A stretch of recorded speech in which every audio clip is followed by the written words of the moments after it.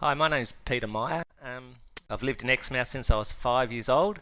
My family migrated over from Europe in the 50s and Dad came in 1963, and I've been a firefighter for the last 22 years, but in the last 5 years I've been doing the tours down at Yardie Creek, and we run from town, which is Exmouth, do about 90 kilometres there and 90 kilometres back, and take people up Yardie Creek for an hour tour. We do 2 tours a day. This image in front of us now, you can see the picture of the Cape from an aerial view. The circle is where Yardie Creek is. It runs down the west coast about 90 kilometres from the town. It comes off the Ningaloo Reef into the gorge. The Yardie, or the creek, runs for about a kilometre inland. Here we have another view of Yardie Creek from an aerial view. You can see the boat that's in the creek. The boat holds up to 30 passengers. And you can see at the moment the creek is open to the ocean. Normally it has a sandbar that runs across. A couple of years ago we had quite a lot of rain in one afternoon. It has opened the sandbar up to the ocean, and it is slowly filling in again. As the tour starts, we leave the jetty. 11 million years ago the Cape was all underwater. This is all old coral reef, and just behind us here we have what's called a coral bommy. If you have a close look, it's full of old fossils and shells. In those days, the shoreline looking out towards the ocean where the sandbar is was another 11 or 12 kilometres further out. So it has changed all these years. We have found a couple of the old teeth, and the museum have taken them away from a megalodon shark, and they have found a couple of very big specimens of the teeth embedded in the limestone rocks around the Cape. Here we have the western bowerbird. You can tell the bowerbird by its age. If you get a close look on the back of its neck, it takes them 7 years to get a little purple or pink diamond, as you can see by this one here. They come down to the creek most mornings to have a little bath. The birds we have here, the black and white birds sitting on the walls, they're what's called a pied-faced cormorant, or we just call them a common shag. They do make quite a lot of mess, as you can see.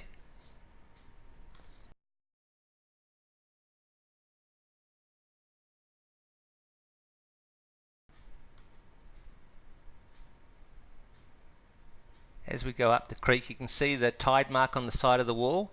The very black mark on the rock, that is the high tide mark. When it gets any higher than that, it normally opens to the ocean.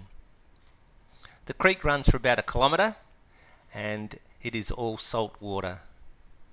The trees that grow along the rock walls on the gorge, they're what we call rock figs. They do have a little berry that I have seen the wallabies eat from time to time.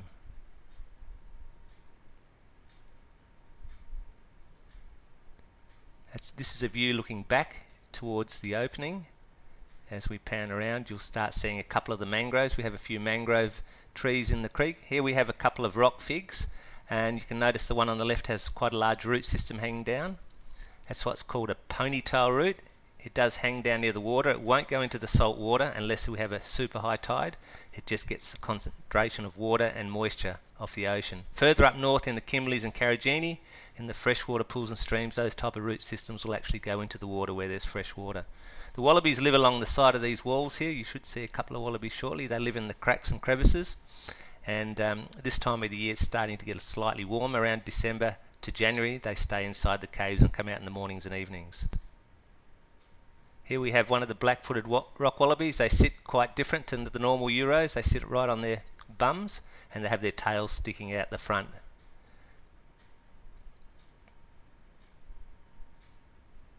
These guys have a tail that's probably 1.5 times the length of their body, and their pads and feet are very much like a motorbike tyre, so they can jump up and down and climb up and down the rock walls. We have about 35 that we monitor in the gorge, and there's probably around 800 or 900 in the Cape Range. As you can see by the colour, they have a very pointy head, a white and a black stripe on their face, and also a white and a black stripe on their sides. They can jump over 3 metres in one jump. They can swim, but you very rarely see them in the water. I've never seen one in the water in over 5 years.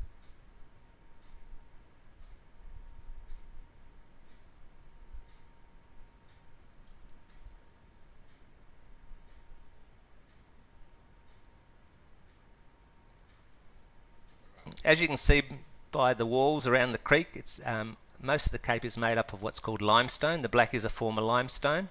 All the colours you see, the red and the white colours, that's from thousands of years of the rainwater going through the limestone. It's very, very porous. It's a bit like a chocolate aero bar. So all the colours come from the dirt taken through by the rain, also minerals, oxides and iron. If you dug back about a metre into the rock, it's very, very white, very high quality limestone on the Cape.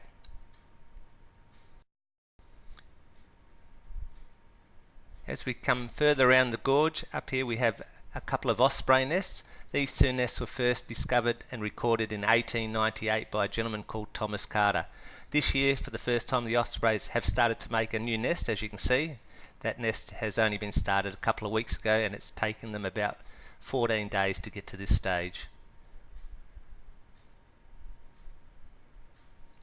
The ospreys here in the creek, they live quite comfortably, and their main diet is fish.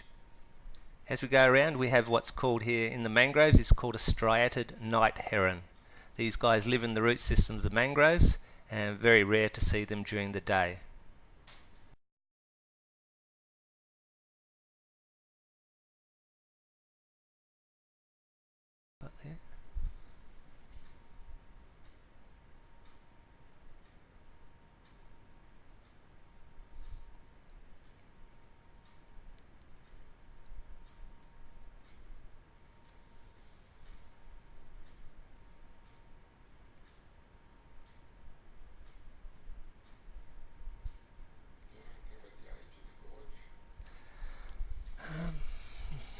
Yeah. Generally, the Cape around Yardie Creek, it's the landscape is about 11 million years ago. Most of the Cape was underwater.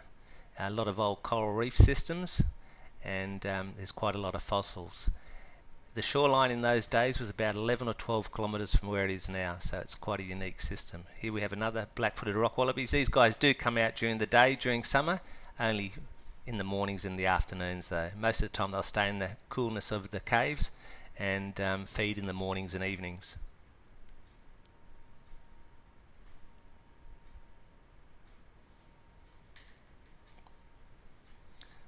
Also further up the creek we have a few of the other birds that come and stay or live in the creek here and feed.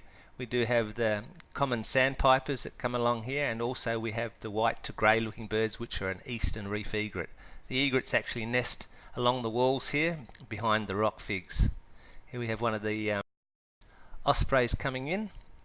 Further up the creek, this is nearly towards the end of the creek. This little outcrop here, we do have a few wallabies that live on this end as well. The water runs for about 1 kilometre. It finishes just at this end here, and it continues through the gorges for another 25 or 30 kilometres, but very, very dry creek bed unless we have a big cyclone or a lot of rain.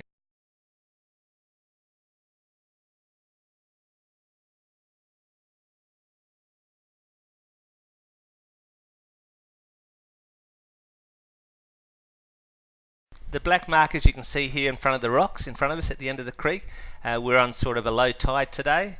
This afternoon, every 6 hours we have a tide change. This afternoon the water will get to the top of that black mark. If it does get any higher, it normally opens up the creek to the sandbar further up the creek. That's looking towards the last part of the creek, but it winds around the corner and goes for another 25 kilometres.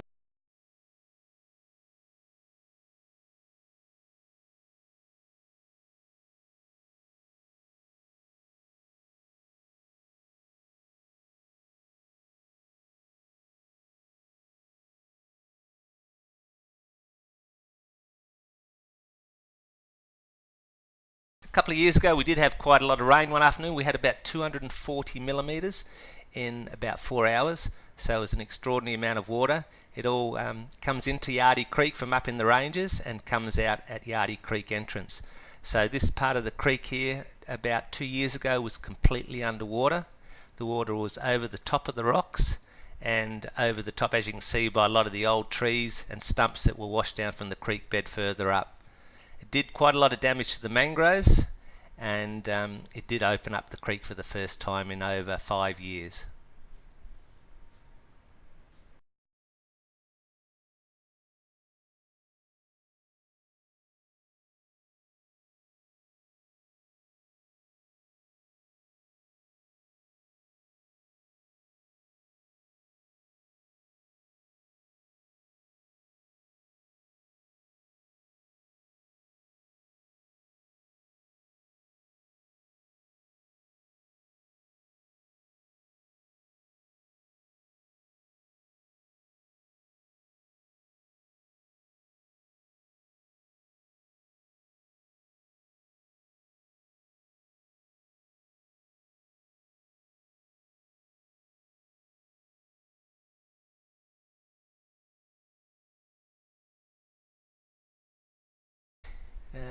Here we have a couple of the back to where the ospreys are nesting.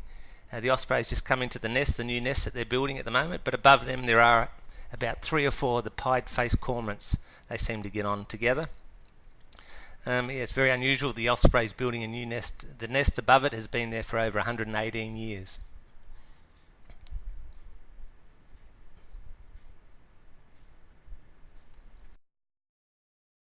Now we've gone over the rock wall. That's the ospreys. Here we have a couple of the short-billed corellas. These guys come every year from up north. There's no old trees and stumps that they normally nest in, so these guys take up the holes in the walls along the creek bed. Sometimes we'll have in excess of 200 or 300 of them nesting in the creek.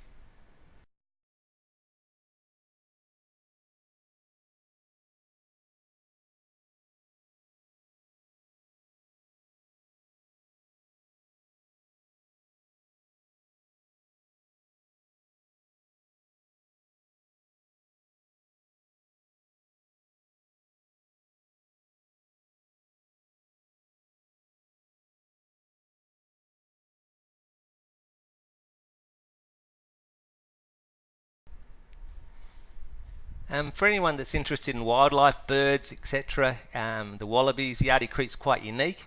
It's always very, very calm going up the creek, and people that are into taking photos of wildlife for the egrets, the cormorants, the ospreys, and also the wallabies, it's quite unique. It's probably the only place in Australia you will get very, very close to the black-footed rock wallabies. There are a few other places around Australia, but Yardie Creek will be the closest you'll ever see one of the wallabies. Here in front of us we have one of the rock figs growing out of the rock wall, and also another wallaby. You can see by the length of its tail, quite a long tail.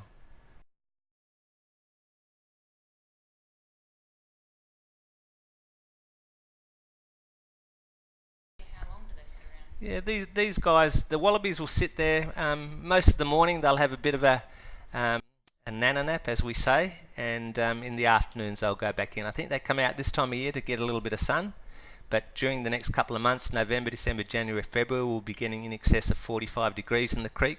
These young guys and the wallabies, they'll stay inside the caves. Some of the caves go back up to 7, 8, 10 metres back into the rock, so it's very, very cool.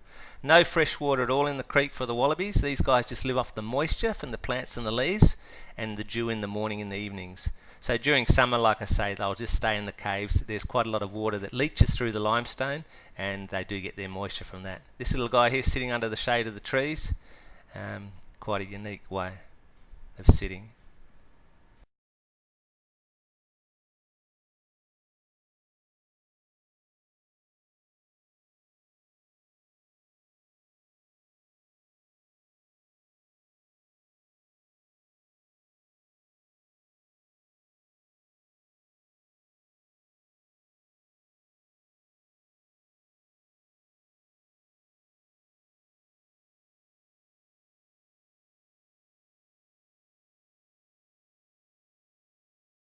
This little area here, we've got about a dozen wallabies that live on this little section here, and these guys are quite unique. They do come out probably the most of all the wallabies in the creek, but we do have every now and then, we do have the big wedge-tail eagles that do try and come and grab a young wallaby, and last year we did have a case where we had one of the big goannas, the parentes as they're called, came down and took one of the small joeys from here. We did actually see it happen, so that's nature, I suppose.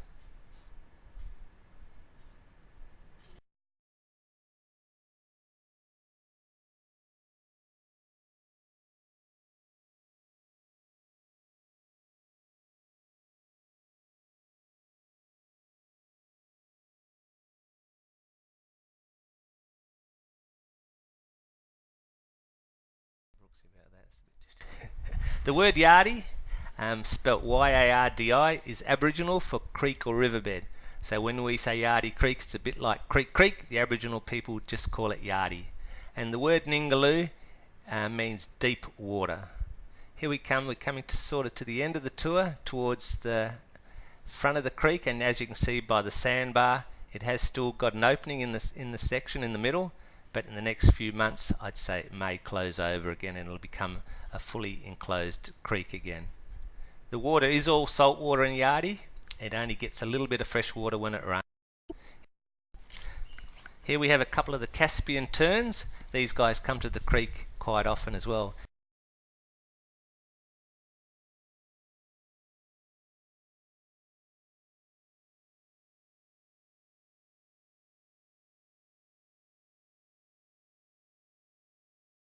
And the common silver gull, we have quite a few of them around.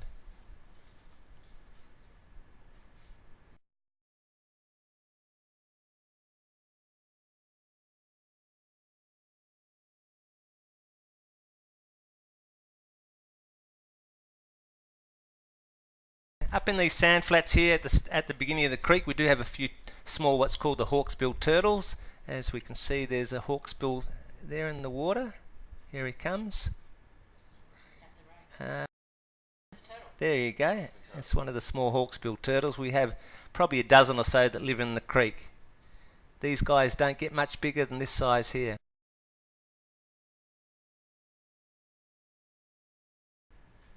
That's a good shot.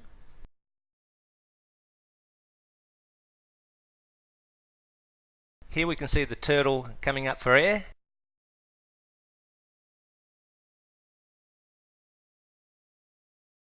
A small group of pied-faced cormorants. These guys come to the front of the creek for a bit of fishing.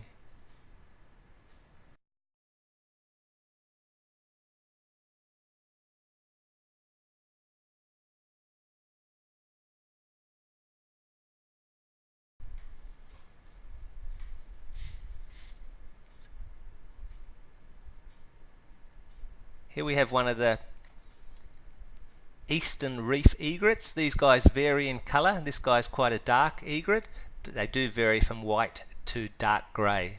They do pair up together, and we do have white and grey get together, and they will have white and grey chicks. It's just a morph in the colouring of the birds.